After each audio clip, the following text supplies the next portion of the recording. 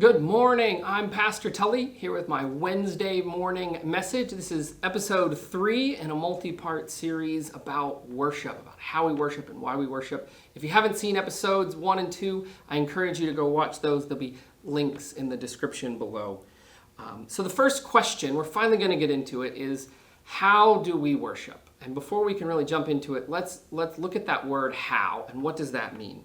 When Helen asks, how do we worship?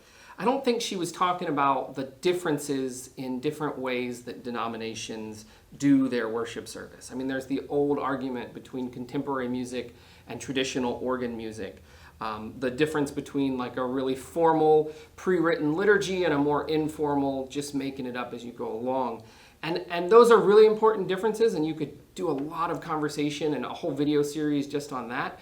But that's not what Helen was asking. Helen was more focused on how do you worship and what's going on in your head, in your heart, and in your soul during the worship service.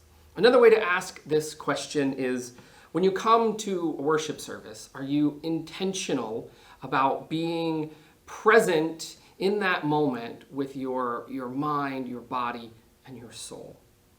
All right, so I spent too much time talking about the question, so let's answer it. How do we worship?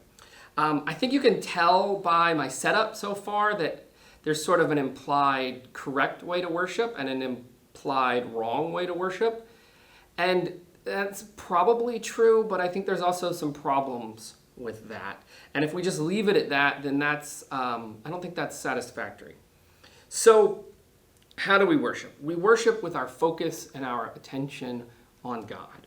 We worship seeking Christ's presence in that moment and Christ's call in our lives.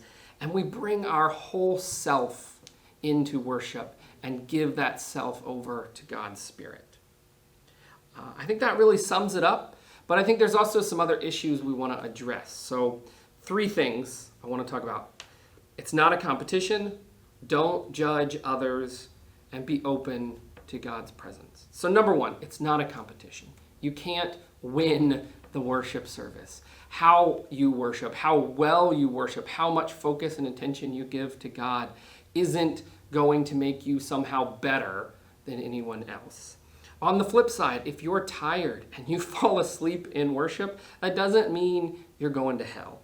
And if your life has been flipped upside down and you've had some kind of crisis that is really distracting you from whatever the preacher is droning on about, that's okay.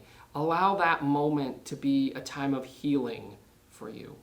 Now, I think that our answer to the question, why do you worship, really informs our answer to the question, how we worship. But I'll really get into that next week. I just want to remind people that the point is to focus on God. And so if you're there and you're doing your crossword, or you're playing on your phone, or you're balancing your checkbook, well, then you're not even trying to focus on God. So try to focus on God. And if you fail, give yourself some grace with that.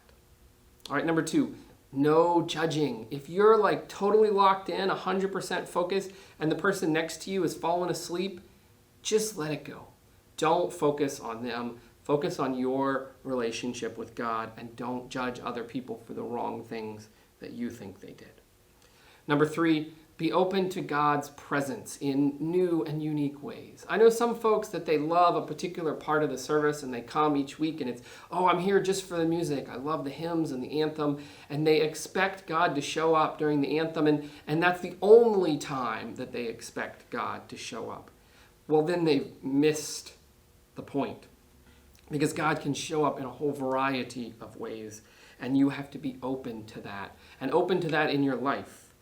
So don't come to church, don't come to worship with these preconceived notions about what God's going to do. All right, I think that really does it for the question, how we worship. Next week will be, why do we worship? I look forward to that. I look forward to seeing you and hearing from you. Take care.